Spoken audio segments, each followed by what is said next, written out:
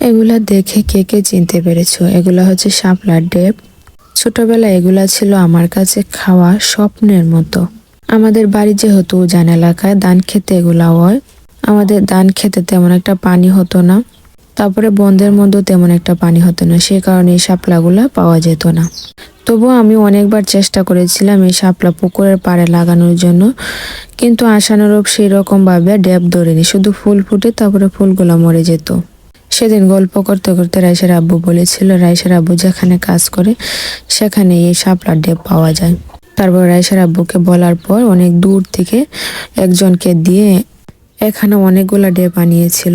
আর যে এনে দিয়েছে তাকে অনেক অনেক ধন্যবাদ, কারণ আপনার জন্য আমি এতদিন পরে এই ডেবগুলা দেখতে পেয়েছি, তার জন্য কৃতজ্ঞ। রাইসার আব্বুকে যে এনে দিয়েছে উনি সত্যি অনেক ভালো মানুষ, নির্দ্বিধা এত দূর থেকে এত কষ্ট করে নিয়ে আসছে। এটা খেতে সত্যি অসাধারণ, অনেক মজা ছিল খেতে। ছোটবেলায় যখন কোনো আত্মীয়র বাড়িতে বেড়াতে যেতাম, শুধু চারপাশে এগুলাই খুঁজতাম। তখন খাওয়া ছিল প্রায় একটা যুদ্ধের মতো। এখন সেরকম লাগে না, কিন্তু ভালোই লাগে, অনেক বেশি ভালো লাগে, খেতে অনেক মজা হয়।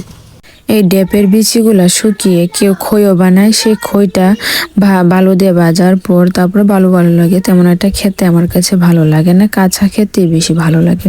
এটার মধ্যে আবার দুই কালার আছে, লালটা খেতে তিতা লাগে।